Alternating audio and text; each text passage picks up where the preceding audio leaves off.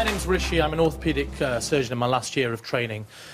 So I've sort of been privy to budgets and cuts over the last a few years from a frontline point of view. Just the gentleman from the Conservative think tank, bravo, you argued your alternative facts, very vehemently and, presented a very convincing case. But the fact of the matter is you're talking about not putting in extra funding. This is a very political decision. It's not about not putting in extra funding. It's the cuts that you are making on a very real case every single day. This is like a bucket, the purse of the NHS, where there's holes in it, and these holes are only increasing on a daily basis.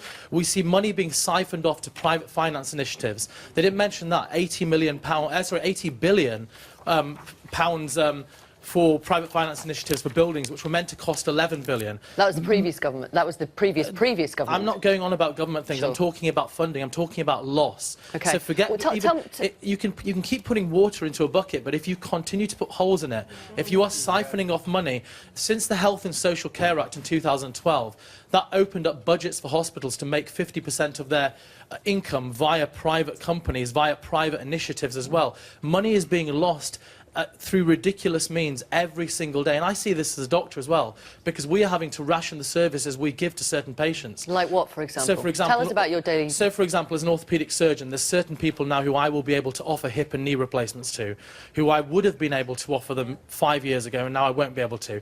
So when you talk about the lady, absolutely tragic story, that's one thing about drugs available for cancer.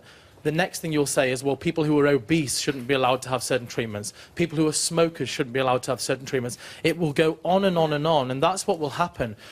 Private companies are looking at profits, and they're beholden to their shareholders before they're beholden to the public. Something like 7% of the NHS budget goes on independent/private providers. Compared to the whole, it's not that very. What I'm talking to you, though, is I'm saying to you that I don't think slapping up taxes and bumping in loads and loads of money is the way, necessarily just the way forward. Okay. We spend 0.9% of our GDP at the moment, 0.9% increase per year, as opposed to a 4% increase before 2010.